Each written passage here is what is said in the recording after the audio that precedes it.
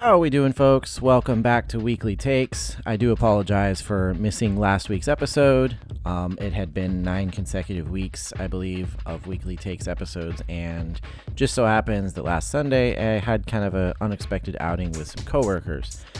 But we are back, and today is going to be one of the few times, and I've covered this in my commentary videos before, one of the few times where I feel like games journalism actually gets it right. I just, so many times they seem to be on the opposite side of the fence as actual gamers. Same thing with a lot of people in the game development side of things too. It's rather unfortunate because this industry and its market used to be so much more intertwined. Like, they seemed to care more about us and we seemed to care more about them. And the games journalists were mostly like fans. Like, it just felt like they were more enthusiasts, people that loved gaming and loved gamers and cared about their interests. And we really don't have that anymore. Half the people who do games journalism are just some random person who got a journalism or writing degree and needs somewhere to use it. Half the time they don't like the industry, or they don't like us, the consumers of this industry. So when they get something right, I do like to point it out and I guess applaud it, or at the very least highlight it. But especially when it comes to Sony and PlayStation brand, there has always been pretty big bias, in my opinion, in games journalism and in games retail when it comes to Sony versus like Xbox. And I have worked in electronics retail a few times, twice for EB Games GameStop, and then also once for Target running their electronics department. And it all, especially at GameStop, because you pushed pre-orders and you were supposed to be there to inform the public about the consoles and the games and the features and, you know, the services, and try to get them to, you know, pre-order these things, make large purchases. And even there, among the branding and the management and the rest of the staff, there was a very pro-Sony culture, it always felt like. And as somebody who was primarily an Xbox gamer, I always found myself feeling isolated and like I was supposed to be telling customers things that I just didn't agree with. Like, it's one thing to inform a customer about something, but it's another to kind of ignore better options in favor of the thing you want to sell. So anyways, on that subject, this last week, I think we knew it was coming, but officially it was shown, the PlayStation Portal for the PS5, and this thing is a massive joke. Now, I do, in fact, give credit on things where credit is due. I do not like Sony. I do not like the PlayStation brand in particular, but there are times when they have a certain game, when they offer certain things that I go, okay, you know, whatever. I'm not going to go pay for it, but they did something right. But this device essentially is a small tablet with a PlayStation DualSense controller half on either side of it. And it is $200. Now, that may sound kind of cool, you know, oh, I could play PlayStation games on this screen and it feels like I'm using a regular controller. $200, you know, that doesn't sound too bad. Well, the problem is it can only play games locally that you own over Wi-Fi from your PS5. So, unlike the much better option, in my opinion, because it's an opinion, but also in a consumer aspect, it makes sense. If you have Game Pass for Xbox, you don't even have to own an Xbox. You can literally download the Game Pass app on your smartphone or your tablet, I believe. And you can sign up to Game Pass and you can play majority of those games in like a touch format, or you can get an attachment for, you know, $40, $30, $100, whatever you want to spend on it, to go onto your personal smartphone and play those games anywhere on Wi-Fi, on 5G, whatever it is, 4G, you know, in some cases. And if you're already own an Xbox and you are a Game Pass subscriber, you have that ability. I also believe you're able to use this kind of wireless like remote play as well through Xbox. But it's just, you're going to pay $200 for a screen with controller, handles on either side. Sounds kind of like a Switch, except for the difference is the Switch is the fully contained console, not an accessory to your console that is only playable locally over Wi-Fi. It's just a terrible concept.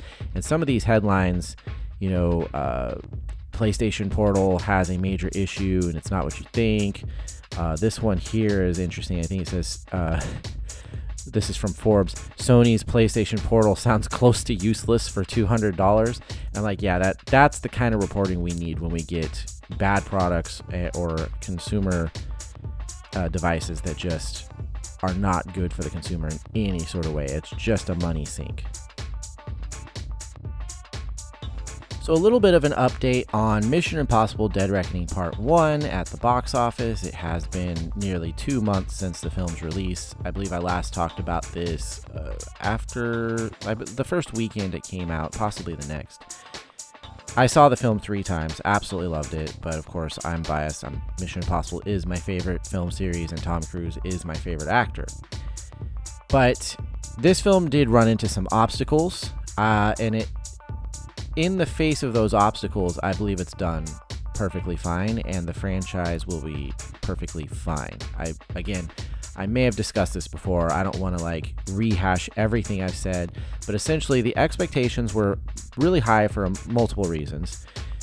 Mission Impossible Fallout back in 2018 was the biggest film in the series so far, and it had made something like $780 million worldwide, and that was fantastic. It was on about $790 million. It was on about $180 million budget, I believe. So fairly expensive, but not anything extravagant, and making the better part of $1 billion for that, pretty good, especially for this series. It has very good legs. They usually make some good money over time. It's not like they open with $200 million and they drop off. They'll make a good upfront box office, and then from there it'll just kind of leg it out. People will just continuously go to see it. They're very well reviewed. Dead Reckoning Part 1, which came out this summer, is the best reviewed film of the year, both by critics and fans. So there was nothing wrong with the movie. And it has crossed globally $550 million. I feel like under any other circumstances, this would be considered a success. The problem is the film's budget was $300 million approximately. It was like 290 or something. And of course, they pretty much double that to do a guesstimation of what the film cost in total with the budget and marketing. So we're in the 600-ish million range there. Regardless, the major problem here is the film should not have cost $300 million, but it was in the middle of recording in 2020 when all the things happened, and therefore it went from probably being about the same cost as Fallout, 180-ish million or so, to ballooning up to 300 million. So if you knocked off 100 million or possibly even more from the budget of this movie, suddenly that 550 million looks a lot better for the movie. So there's excuses you can kind of make there. Second, nobody was expecting the whole Barbenheimer thing, and Oppenheimer did end up basically taking IMAX away from Mission Impossible a week after launch. Normally, IMAX is a really big deal for this film series. It makes a good amount of money, so that hurt it as well. Regardless of that, in these last few weeks, the film has continued to make respectable money. It hasn't had drastic drops in percentage week to week. So it's done pretty much exactly what a Mission Impossible film does, but it probably would have made more money up front and would probably have more screens available now, because that's the other problem. There's just not as many screens and showtimes available, so it's harder for people to go see it anyways. But if IMAX was available and you had that additional option, it would, bring in some more money. I still think it would be a smart option or a smart idea, and I still think it's going to happen that later in a month or so there will be a re-release in IMAX. I feel like they've done it before. If I recall, Fallout don't quote me, I could be wrong, but I recall Fallout getting a like kind of a bump with a second run on IMAX. Top Gun Maverick actually did this, even though Top Gun Maverick stayed in theaters for, it feels like 6 to 9 months. It was crazy. It was really good though. It made the money. It was fantastic. I do remember like later in the run that it came back to IMAX. I feel like that's always a good thing to do. If you missed out on getting IMAX up front and you're sitting at 550-ish million, then here in a few weeks, bring it back. Grab yourself a few extra screens. Hey, look, it's back in IMAX. Mission Impossible posts on Instagram and Threads actually do fairly well. Less so on Threads just because there's fewer people there and it's not as visible. But the posts on Instagram get thousands, sometimes tens of thousands of likes still. And I still feel like there's very good word of mouth, and there's good room out there in the market if here in the next month or so, if they brought it back, they could get their money together. Either way, I think the film is going to be fine. I feel like some of that $300 million is probably, Paramount probably hasn't like gone into detail, but some of that probably it will have cushion for part 2 coming out next year, which should do much better and will probably have a bigger runway to make money. So I feel like some of that $300 million is actually investment into part 2, because there were things already being shot and produced for that film as they did post-production on part 1. Either way, just wanted to do a little update on where Mission Impossible Dead Reckoning part 1 stands. So I think it's kind of interesting, this move over to Threads. I still try to avoid using social media as much as possible, but there are times, just like everyone else, where I get hooked on scrolling for a while.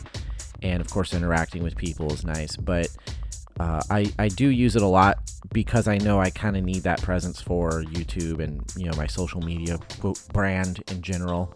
I very much like Instagram, the format of that and how it works, but I have come to really like Threads. I was a pretty avid Twitter user until Threads came along, and I kind of got the hang of that, and then I went and privated my Twitter and just stopped using it.